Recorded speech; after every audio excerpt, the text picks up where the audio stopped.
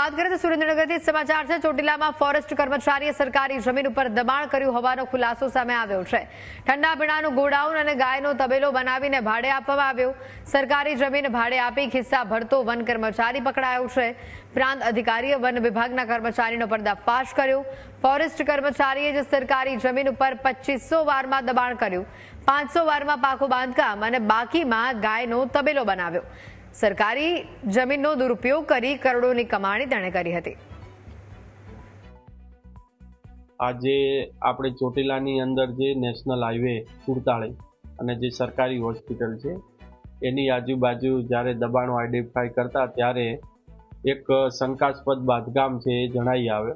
તો એ શંકાસ્પદ બાંધકામ અંદર જઈને તપાસ કરતા ત્યાં એક કોકા કોલાનું ક્રિસ્ટલ બેવરેજનું ગોડાઉન જણાય કે જે એ સરકારી સર્વે નંબર 423 ટાવર્સ પૈકી હતું।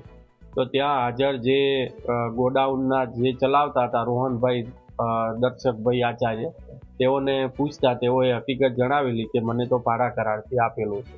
ભાડા કરાર જોતા કે એમાં 5000 રૂપિયા મહિને વસૂલ કરવાની જેવી બાબતો હતી, પરંતુ આ સરકારી જમીન હોય અને આ જે ભરતભાઈ બાવકુભાઈ ખાચર છે તેઓની વિગત એમણે જણાવેલી ને તેઓ ફોરેસ્ટની અંદર એક ફરજ બજાવે છે અને આ રીતે તેઓએ જમીન ઉપર દબાણ કરી ને દર મહિને 12000 રૂપિયા વસૂલ કરતા।